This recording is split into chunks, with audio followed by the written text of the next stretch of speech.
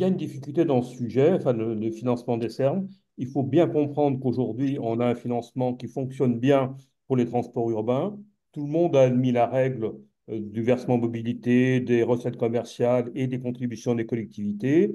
Et on sait qu'il faut faire attention à la trajectoire financière de son organisme. Il y en a qui sont de bien meilleurs élèves que d'autres. En particulier, Lyon est assez spectaculaire. Ils font beaucoup et ils arrivent à avoir un très bon taux de couverture. Mais avec, donc, en gros, on a un système qui est bien connu, qui n'est pas forcément très égalitaire, parce que le rendement du versement transport n'est pas du tout le même d'une ville à l'autre, les densités urbaines ne sont pas les mêmes, l'efficacité des choix qui ont été retenus n'est pas non plus les mêmes.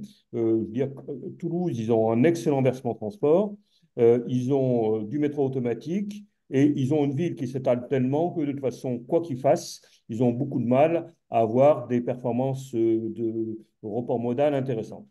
Donc, on est inégal, mais on a un système qui marche bien.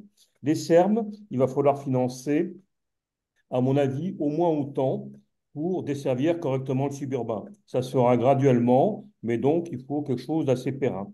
On peut, on dire, c'est quand même intéressant de se calquer sur l'exemple d'Île-de-France, qui a à la fois un réseau urbain et un réseau suburbain, qui est financé par le versement mobilité, par les trois niveaux de collectivité, alors qu'on n'en a qu'un dans le système classique et qui est évidemment très développé. Et on n'a certainement pas besoin d'avoir un système aussi développé dans les métropoles de province. Donc, ça, c'est un pur décalque. Et pendant longtemps, j'ai pensé qu'on ne pourrait pas augmenter le taux du versement mobilité. En Île-de-France, ça a été fait parce que face aux jeux de contraintes, c'était finalement la meilleure solution. Donc, ça, c'est un exemple possible. Après, on a cette difficulté dans notre pays d'avoir des politiques de transport, de stationnement, de routières qui sont totalement indépendantes les unes des autres. Et on a, alors qu'on se rend bien compte qu'à Munich, par exemple, qui est une ville qui est à la fois pour la voiture et à la fois pour les transports, on fait très attention à la manière dont on organise la ville par rapport au transport. Donc, on sent bien qu'en France, il y aurait besoin de donner des incitations. Alors, moi, je crois qu'il y a une idée qu'il faudrait promouvoir, mais ça mériterait débat, puis je ne suis pas un politique, hein, je veux dire, il y en a autour de la table, mais je pense que la taxe stationnement sur les lieux de travail, au lieu de travail et éventuellement sur les lieux commerciaux, serait une idée importante. Aujourd'hui, les entreprises, elles financent sans sourciller des parkings importants qui leur coûtent cher en fonctionnement. Ça leur coûte beaucoup moins cher de payer des abonnements ou des remboursements de versements d'abonnements de transport Abonnement à transport. leurs employés. Ça leur coûte encore moins cher d'avoir des employés qui viennent en vélo. Donc, il y a peut-être des modifications à faire. Sauf que moi, par souci de réalisme, je dis aujourd'hui, il faut d'abord essayer de voir si la solution du versement mobilité n'est pas la meilleure.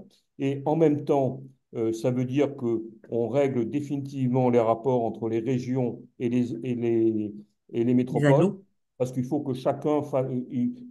La bonne solution, ça me paraît être que le versement transport, versement mobilité soit prélevé par un syndicat mixte réunissant la région et les collectivités.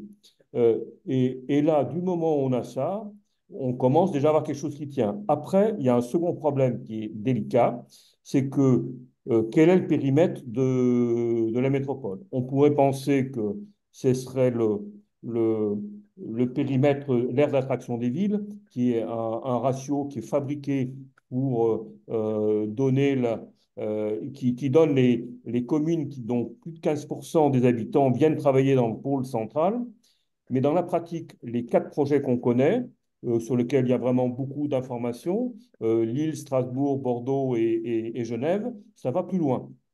Donc, on rentre dans un nouveau problème qui est de définir le périmètre de perception de ce nouveau versement mobilité. Donc, on voit bien que pour arriver à fabriquer quelque chose d'intéressant, de solide, il faut avancer étape par étape.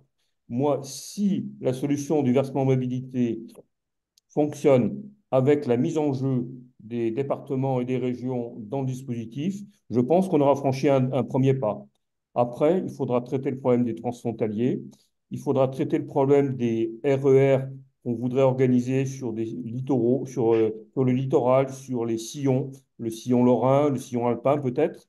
Donc, on voit bien que le chantier est important et que la loi qui nous a été octroyée, pour intéressante qu'elle soit, elle a besoin d'être complétée sur l'aspect financement, gouvernance et peut-être encore, peut-être ultérieurement d'autres sujets.